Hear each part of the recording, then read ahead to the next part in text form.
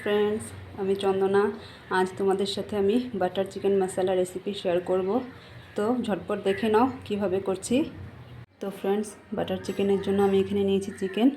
সবার প্রথমে আমি চিকেনটাকে ভালোভাবে মেখে নিব। চিকেনের উপরে দিয়ে দিব লেবুর রস,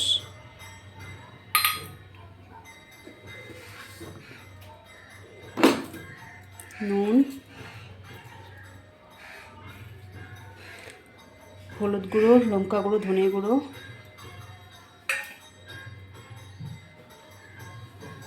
এর মধ্যে দিয়ে দিব কিছুটা টক দই।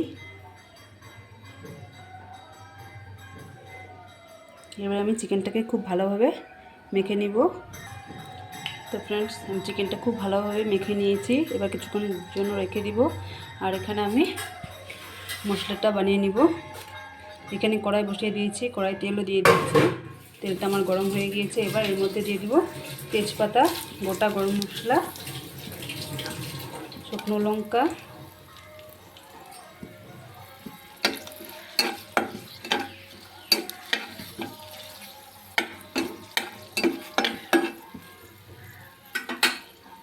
এবার এর মধ্যে দিয়ে দিব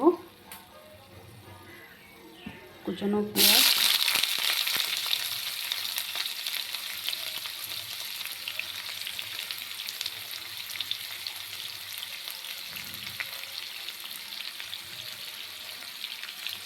পেঁয়াজগুলোকে সামান্য একটু ভেজে নেব।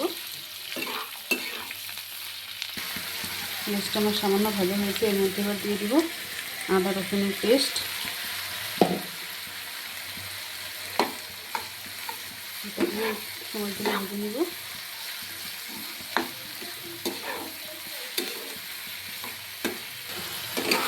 আদা রসুন পেঁয়াজ খুব ভালো করে ভাজা হয়ে গিয়েছে। এবার এর মধ্যে আমি দিয়ে দিব টমেটো কুচি,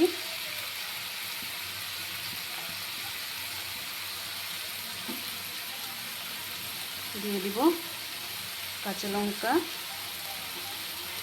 আর কিছুটা কাজু বাদাম। এগুলোকে একটু ভেজে নিব। মশলাটা আমার খুব ভালো করে ভাজা হয়ে গিয়েছে। এবার একটু ঠান্ডা করে এটাকে আমি পেস্ট করে নিব। এখানে আমি মশলাটা পেস্ট করে নিয়েছি। এবার চিকেনগুলো একে একে ভেজে নিব। আমার গরম হয়ে গিয়েছে।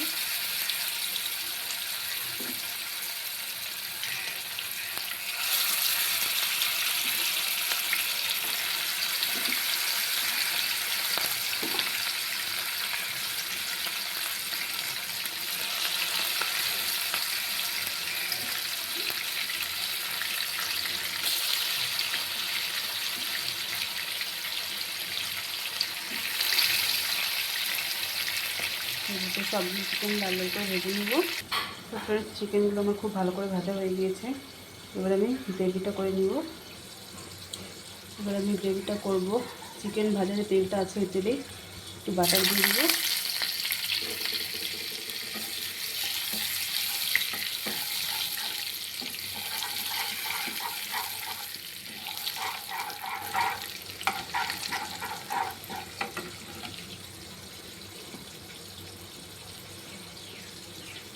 এবার দিব ভেজে রাখা মশলা।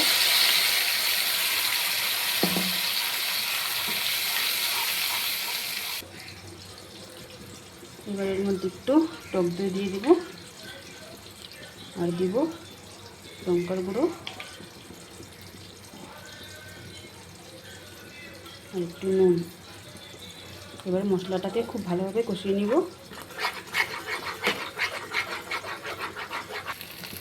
মশলাটা আমার খুব ভালো করে ভাজা হয়ে গিয়েছে। এবার এর মধ্যে আমি দেবো সামান্য একটু গরম জল।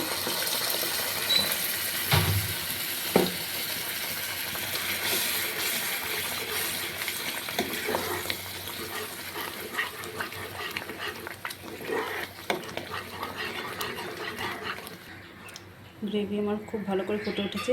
এবার আমি এর মধ্যে ভেজে রাখা চিকেনগুলো দিয়ে দিব।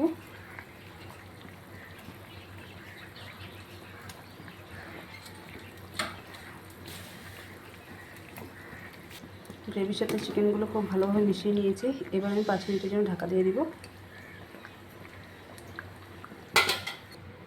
তো ফ্রেন্ডস, আমার বাটার চিকেন মশলা রেডি। এবার আমি এর মধ্যে দিয়ে দিব একটু বাটার,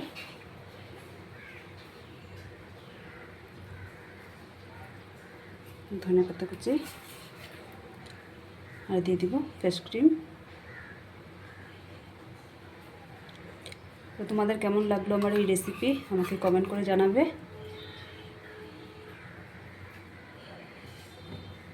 আমার বাটার চিকেন মশলা রেডি হয়ে গিয়েছে, দেখে নাও সবাই। আজকের জন্য এই পর্যন্তই, কাল আবার আসছি, দেখা হচ্ছে, টাটা।